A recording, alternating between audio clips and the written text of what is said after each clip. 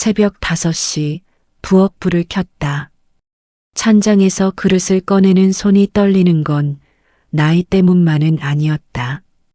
밥솥 뚜껑을 열자 하얀 김이 피어올랐고 나는 숟가락으로 밥을 2공기 퍼냈다. 하나는 내 자리에, 하나는 맞은편 자리에. 엄마, 오늘 반찬 뭐야? 아무도 없는 식탁을 향해 물었다. 대답은 없었지만 나는 알고 있다는 듯 고개를 끄덕이며 냉장고를 열었다. 그래, 내가 좋아하는 계란말이 해줄게. 병원에서 그렇게 먹고 싶어 했잖아. 프라이팬에 기름을 두르고 파를 썰면서 3년 전 마지막 통화가 떠올랐다. 병원에서 걸려온 전화, 떨리는 딸의 목소리. 엄마, 나 중환자실이야. 뭐? 갑자기 무슨 소리야? 엄마가 해준 계란말이 먹고 싶어? 정신 차려. 거기서 뭐 하는 거야? 그게 마지막이었다. 전화를 끊고 병원에 달려갔을 때는 이미 저 아줌마가 또 혼자 중얼거려. 딸이 암으로 죽었다면서? 불쌍해서 어쩌나. 열린 창문 너머로 이웃들의 수군거림이 들려왔지만 나는 못 들은 척하며 반찬을 담았다. 김치, 나물, 멸치볶음, 계란말이. 딸이 마지막까지 먹고 싶어 했던 것들로 가득 채운 밥상을 차려놓고 맞은편 의자를 바라봤다. 췌장암 말기. 6개월밖에 못 산다더니 정말 6개월 만에. 미영아, 밥 식기 전에 와야지. 엄마가 새벽부터 일어나서 했는데 빈 의자는 대답하지 않았고 나는 혼자 수저를 들었다. 딸의 방문을 연 건 먼지를 털기 위해서였다. 침대 밑 상자를 끌어내다가 떨어진 공책 하나. 펼쳐보니 딸의 투병 일기였다. 망설이다가 한 페이지를 넘겼고 거기서 나는 숨이 멎을 것 같은 문장을 발견했다. 오늘 췌장암 사기 판정. 의사 선생님이 수술도 불가능하다고 했다. 항암 치료를 해도 6개월이 최대라고. 엄마한테 어떻게 말하지? 손이 떨려 책장이 구겨졌다. 다음 장을 넘기자 또 다른 문장이 눈에 들어왔다. 항암 3차. 토하고 또 토했다. 머리카락이 한 움큼씩 빠진다. 그래도 엄마한테는 비밀. 엄마가 해준 된장찌개가 먹고 싶은데 냄새만 맡아도 토할 것 같다. 그리고 마지막 장. 내일 엄마한테 말해야겠다. 더 이상 숨길 수가 없다. 엄마 미안해. 너무 늦게 말해서. 그래도 마지막은 엄마 곁에서 보내고 싶어. 그날 내가 그 얘기를 하려고 했구나. 미영아, 엄마가 몰랐어. 정말 몰랐어. 일기장을 가슴에 안고 딸의 침대에 주저앉았다. 창문으로 들어오는 햇살이 먼지 속에서 춤을 추고 있었고 나는 그 속에서 점점 야위어 가던 딸의 모습을 본 것 같았다. 갈비찜. 그래, 항암 때문에 못 먹었던 갈비찜. 내일은 갈비찜 해줄게. 일기장을 덮고 일어서며 결심했다. 이제라도, 지금이라도 딸이 투병 중에 먹고 싶어 했던 모든 것을 해주겠다고. 비록 딸이 먹을 수 없다 해도, 아니, 먹을 수 없기 때문에 더욱 정성껏 만들겠다고. 6개월. 단 6개월이라도 같이 있었으면. 새벽 시장은 활기로 가득했다. 어머니, 오늘은 뭘 이렇게 많이 사세요? 갈비찜 할 거야. 우리 딸이 항암 치료 받을 때 그렇게 먹고 싶어 했거든. 정육점 주인이 안타까운 눈빛으로 나를 봤지만 나는 신경 쓰지 않고 제일 좋은 갈비를 골랐다. 집에 돌아와 갈비를 핏물에 담그고 양념을 만들며 딸의 투병 기간을 떠올렸다. 엄마, 병원 밥이 너무 맛없어. 혼자 병원에 있으면서 보냈던 문자 메시지들이 생각났다. 그때는 바쁘다는 핑계로 제대로 답장도 하지 못했는데 다음 날은 미역국을 끓였다. 딸의 마지막 생일, 병원에서 보낸 28번째 생일이 떠올랐다. 환자분 생일이세요? 미역국이라도 끓여드릴걸. 간호사가 했던 말이 귓가에 맴돌았다.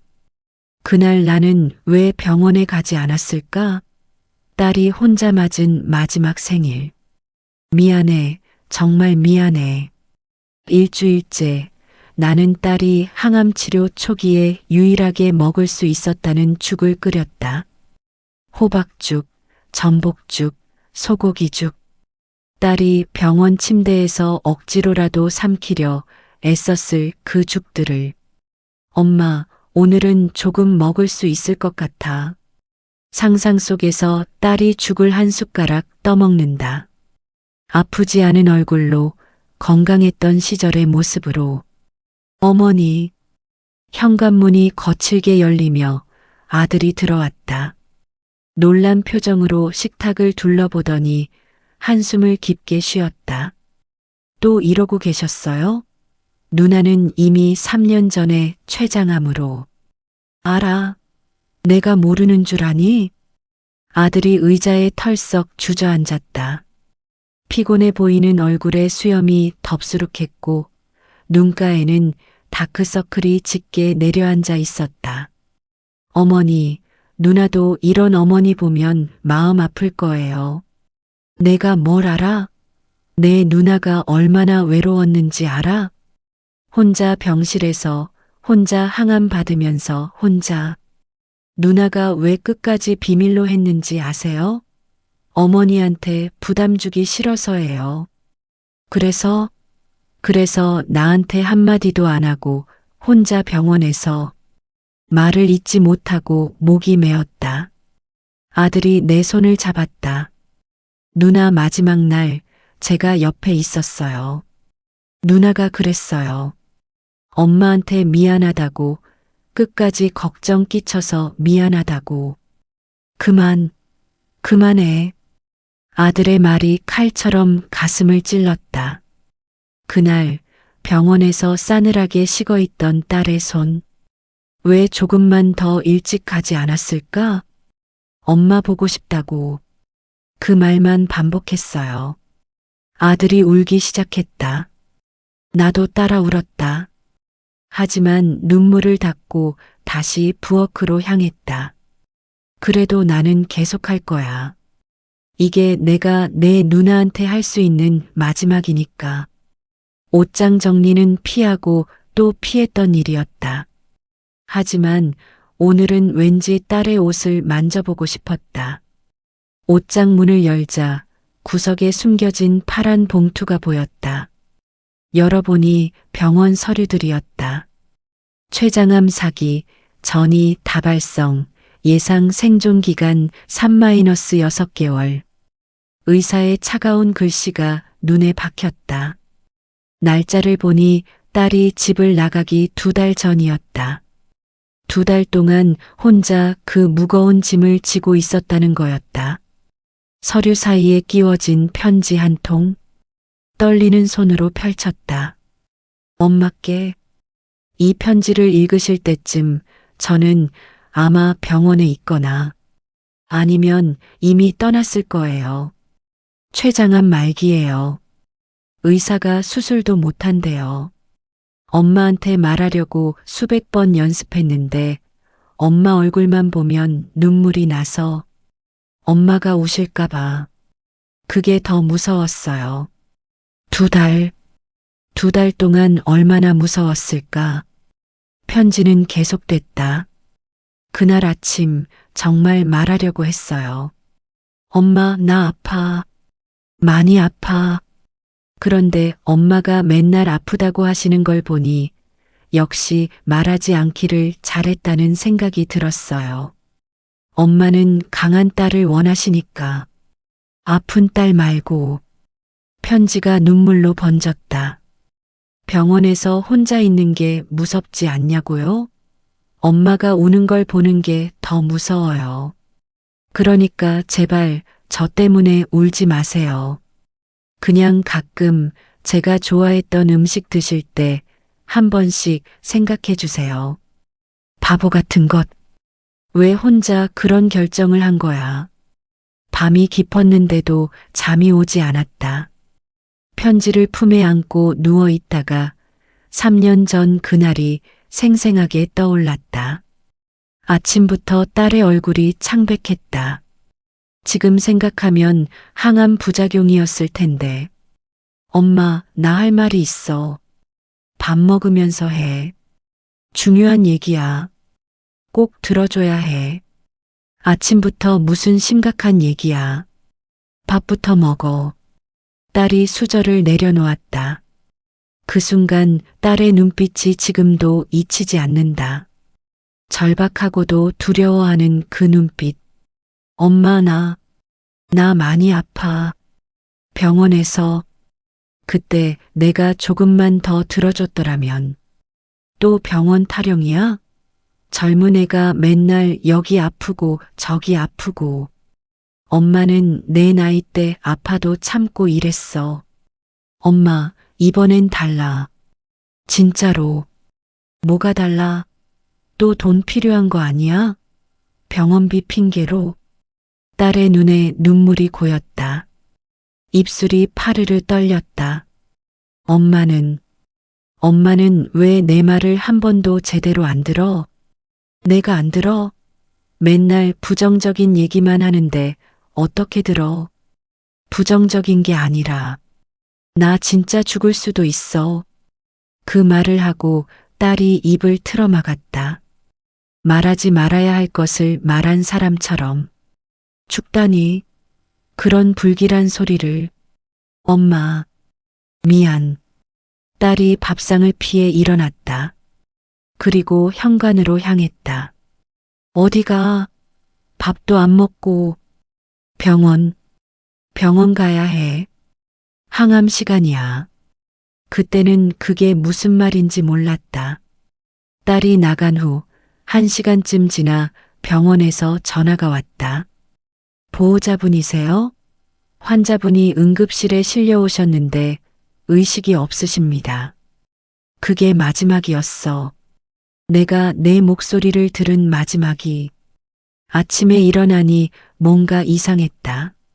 식탁에 이미 밥상이 차려져 있었고 맞은편에 누군가 앉아 있었다. 딸이었다. 건강했을 때의 모습 그대로. 엄마, 일어났어? 미영아, 정말 너니? 당연하지. 엄마, 오늘 계란말이 정말 맛있어. 이상해. 이게 꿈인가? 딸이 밥을 먹고 있었다.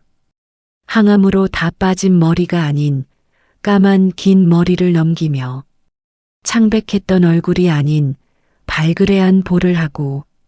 엄마, 나 사실 그날 말하려고 했던 거 알아? 뭘? 엄마 사랑한다고. 그동안 고마웠다고. 눈물이 났다. 이게 환상이든 뭐든 상관없었다. 나도 사랑해. 알아. 엄마가 매일 차려주는 밥상 보면 알아. 딸이 일어섰다. 그런데 점점 투명해지고 있었다. 엄마, 이제 그만해도 돼. 뭐가? 이 밥상. 나는 이미 배불러. 엄마가 주는 사랑으로. 딸의 모습이 완전히 사라졌다. 하지만 이상하게도 슬프지 않았다. 오히려 가슴 한구석이 따뜻해졌다. 그래, 내가 배부르다니 다행이야. 정신을 차리고 보니 혼자 앉아 있었다. 하지만 맞은편 수저가 가지런히 놓여 있었고 밥그릇이 비어 있었다. 정말 딸이 다녀간 걸까? 미영아, 내일도 올 거지? 바람이 창문을 스치고 지나갔다. 딸의 대답처럼. 오늘도 새벽 5시에 일어났다.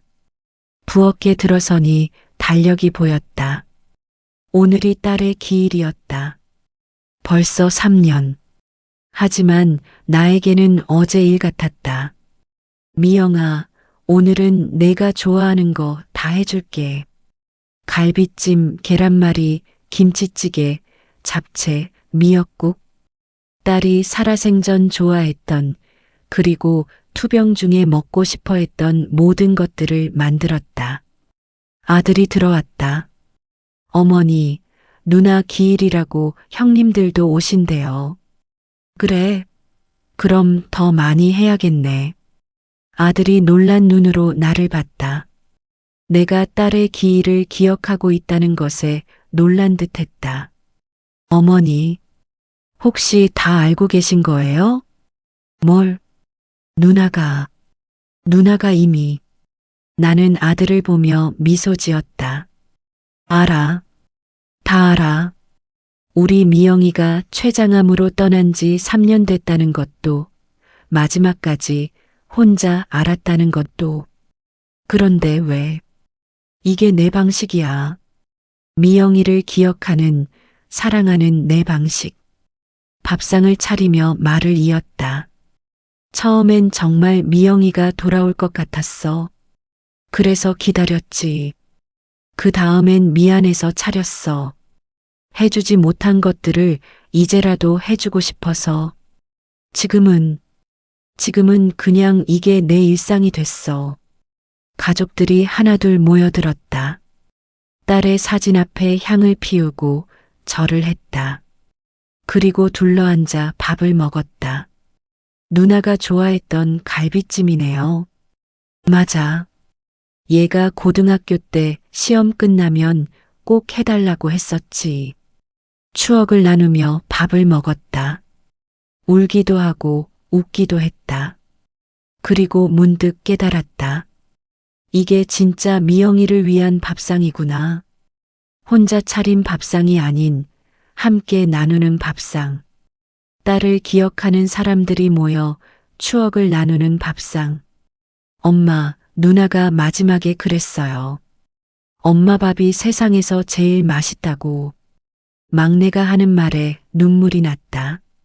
하지만 이번엔 슬픈 눈물이 아니었다. 저녁 모두가 돌아가고 혼자 남았다. 설거지를 하며 창밖을 봤다. 노을이 지고 있었다. 미영아, 오늘 다들 와서 내 얘기 많이 했어. 내가 얼마나 밝은 아이였는지, 얼마나 씩씩했는지. 그리고 깨달았다. 딸은 떠났지만 딸과의 추억은 영원히 내 안에 있다는 것을. 매일 차리는 이 밥상이 바로 그 증거라는 것을. 내일도 밥 차릴게. 모레도. 그 다음 날도. 빈 그릇들을 정리하며 중얼거렸다. 근데 있잖아. 이제는 내가 정말 와서 먹는 것 같아. 눈에는 안 보여도 마음으로는 보여. 바람이 부드럽게 불어왔다. 딸이 나도 그래. 엄마하고 대답하는 것 같았다. 사랑하는 사람은 떠나도 사랑은 떠나지 않는다. 빈자리를 채우는 건 그리움이 아니라 추억이고 매일 차리는 밥상은 상실의 의식이 아니라 사랑의 기도였다. 오늘도 어머니는 딸을 위한 밥상을 차린다. 이제는 슬픔이 아닌 감사함으로. 오늘 이야기는 여기까지입니다. 혹시 여러분도 하고 싶었지만 하지 못한 말, 전하지 못한 마음이 있으신가요? 오늘만큼은 그 마음을 꺼내보시는 건 어떨까요? 아직 늦지 않았을지도 모릅니다. 이 이야기가 누군가에게 작은 위로가 되었기를 바라며 저는 다음 이야기로 다시 찾아뵙겠습니다. 여러분의 소중한 사연을 기다리고 있겠습니다. 댓글로 남겨주세요. 오늘도 끝까지 들어주셔서 감사합니다. 구독과 좋아요는 다음 이야기를 만드는 큰 힘이 됩니다. 알림 설정을 하시면 새로운 이야기를 가장 먼저 만나보실 수 있습니다. 그럼 다음 시간까지 건강하세요. 안녕히 계세요.